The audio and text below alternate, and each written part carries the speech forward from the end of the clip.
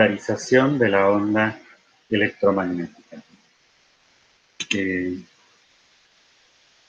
No lo demostramos tampoco, pero se los comento, y una de las particularidades que tiene la onda electromagnética es que la magnitud, en términos de unidades, en cantidades del campo eléctrico, es mucho mayor que la del campo magnético. Una forma de visualizarlo es que el campo eléctrico es C veces el campo magnético. Y recuerden que C, la velocidad de la luz, es un número muy, muy grande, ¿sí? Como para en términos de magnitud entender a lo que nos referimos. Y eso hace que entonces casi todas las interacciones entre las ondas electromagnéticas y la materia están mediadas por el campo eléctrico. Es el campo eléctrico el que permite explicarlas.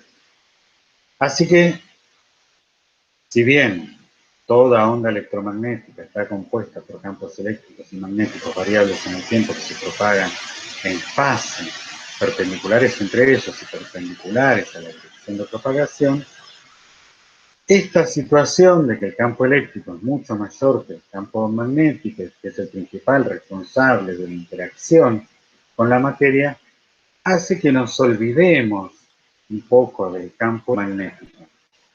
Y en general, cuando hablemos de ondas electromagnéticas, hagamos referencia casi de manera exclusiva al campo eléctrico. Entonces, el campo eléctrico es el que nos va a importar, y la figura geométrica que describa el extremo del vector de campo eléctrico es a la que vamos a llamar polarización. ¿Por qué? Porque nosotros hasta el momento dijimos que el campo eléctrico se podía mover como una onda desplazándose hacia arriba o hacia abajo, hacia un costado o hacia el otro en este caso, y propagando entonces una perturbación en la dirección perpendicular. Pero bueno, eso es lo que llamamos polarización lineal. Ahora bien, generalizando, el campo eléctrico podría describir una figura circular, ¿sí? El campo eléctrico ahora rotaría en torno al eje de propagación de la onda, y eso generaría una onda circular. Y perpendicular a esto, obviamente, estaría el campo magnético, pero no nos estamos preocupando por él. Ahora, si el campo eléctrico rota en una dirección, también puede rotar en la otra, ¿sí? Y eso es lo que se conocen como polarizaciones circular izquierda y derecha. Ahora bien, en términos generales, podría describir un círculo como una elipse. Y siendo el caso de la polarización lineal, un extremo de la elipse, cuando la elipse se achata y genera un segmento, o el caso perfecto, por decirlo de alguna manera, de la elipse cuando genera un círculo. Y ese círculo puede girar el campo eléctrico a la derecha o a la izquierda, ¿sí? O también puede ocurrir que en términos generales la luz no tenga una dirección privilegiada para oscilar el campo eléctrico, y es lo que se conoce como luz no polarizada. La luz natural del sol, la de una lámpara, inicialmente no están polarizadas, ¿sí? Ahora bien, existen materiales, de los cuales no vamos a entrar en detalle su naturaleza, pero existen materiales que permiten polarizar la luz. ¿Qué hace esto? La filtra. Solo deja pasar luz cuyo campo eléctrico esté oscilando en la dirección en la que ese polarizador permite que pase, ¿sí?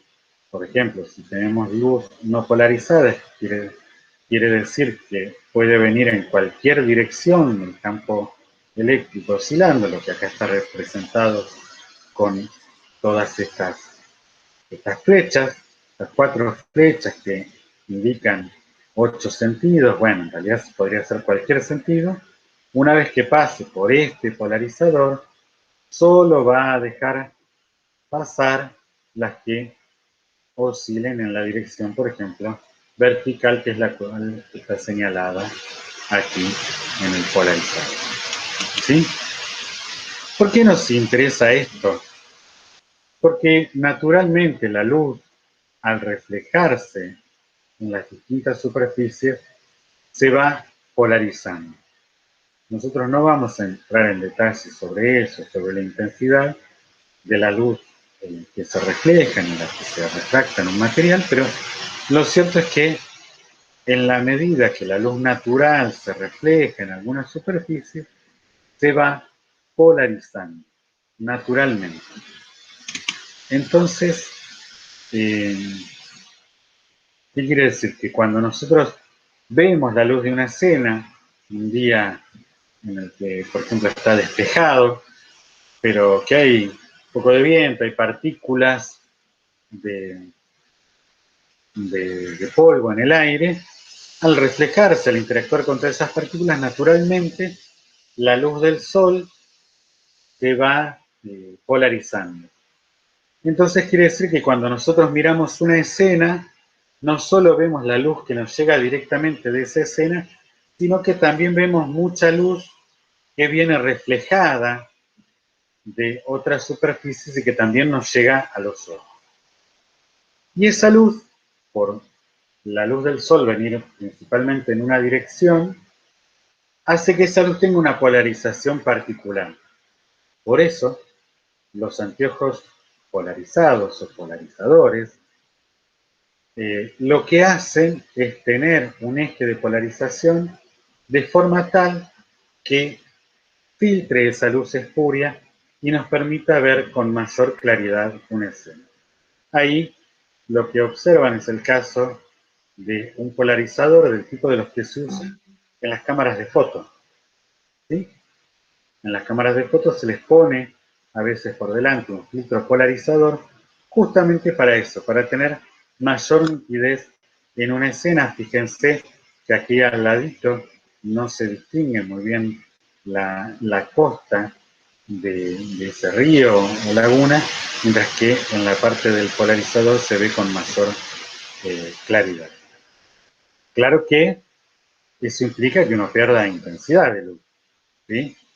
Se puede demostrar que la cantidad de luz que pasa después del polarizador es la mitad de la que venía antes si la luz es no polarizada. ¿Sí? Así que eso es algo que hay que tener en cuenta. Por eso es que los lentes polarizados también a veces uno les llama lentes oscuros y a veces uno termina comprando anteojos de mala calidad, los cuales solo oscurecen la luz, dejan pasar menos luz, pero no la polarizan.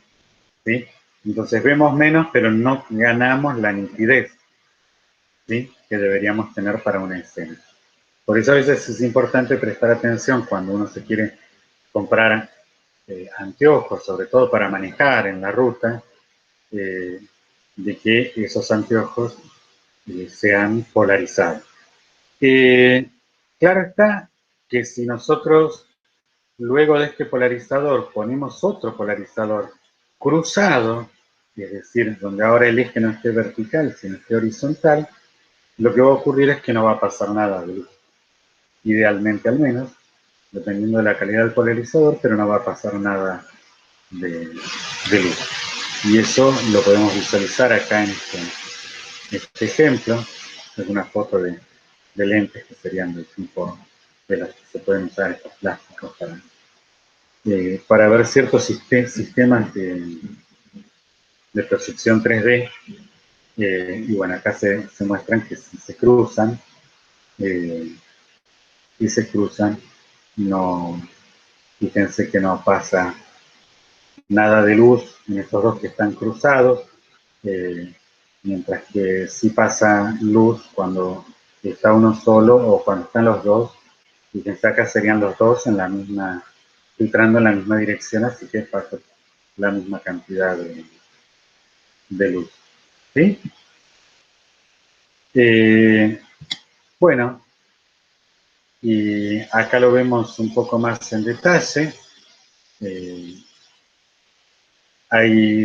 Bueno, acá aclara que lo que pasa es la mitad de la luz, y hay polarizadores en los que, bueno, permite rotar el eje del polarizador y rotar conociendo el ángulo de rotación, y eso nos interesa para armar ciertos sistemas polarimétricos, se llaman, en los cuales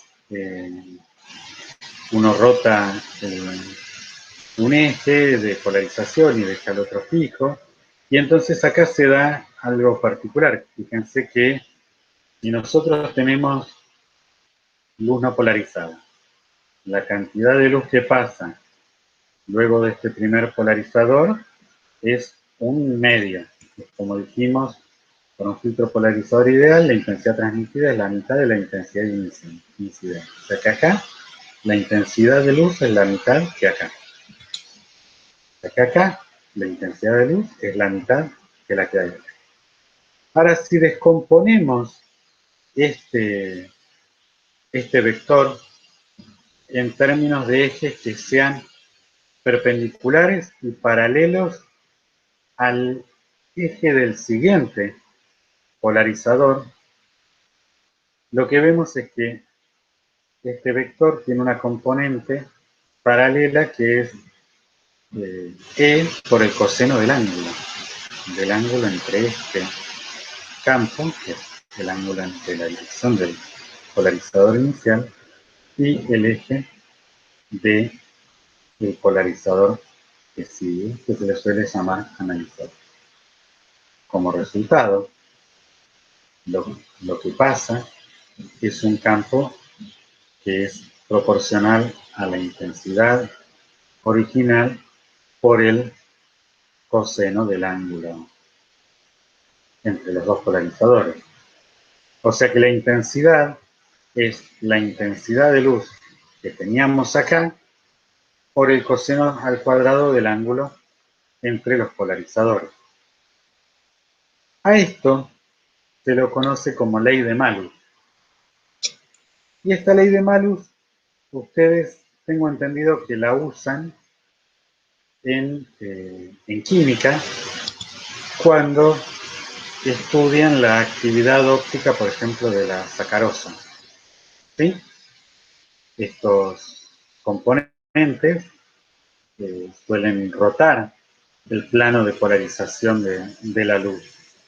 Entonces, si nosotros tenemos luz no polarizada, la pasamos por un polarizador que nos determina una dirección, y luego hacemos pasar esa luz polarizada por una celda que tiene alguna sustancia ópticamente activa.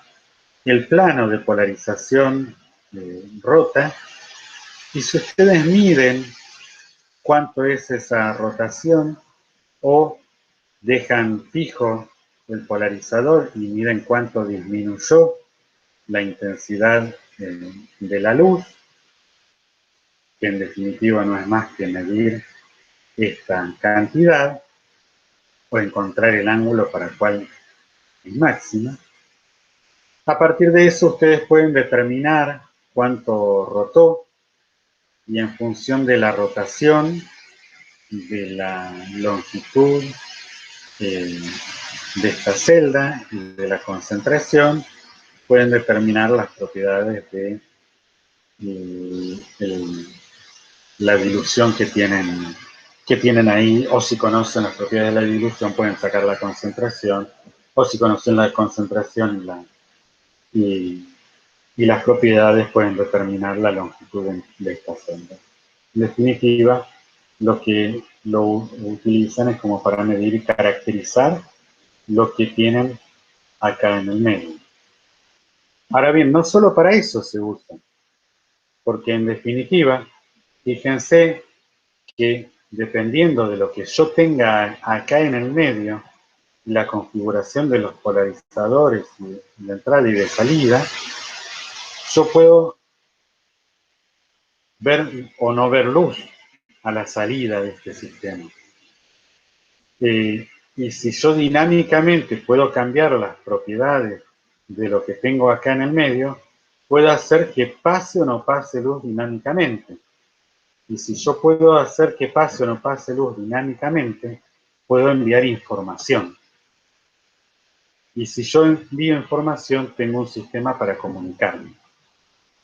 Ese sistema para comunicarse, basado en una fuente de luz, dos polarizadores cruzados y un control dinámico de la polarización entre medio de ellos, no es más ni menos que una pantalla de cristal líquido.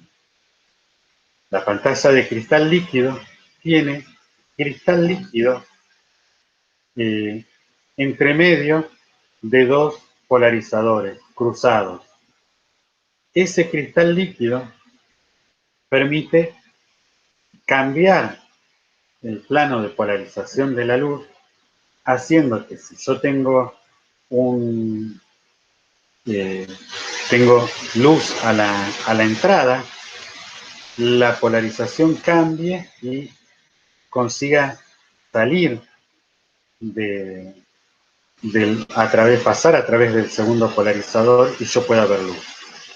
Ahora bien, si yo a ese cristal líquido le aplico una tensión, por las propiedades mismas del cristal líquido, lo que voy a tener es que ahora el estado de polarización no va a cambiar y no va a salir luz.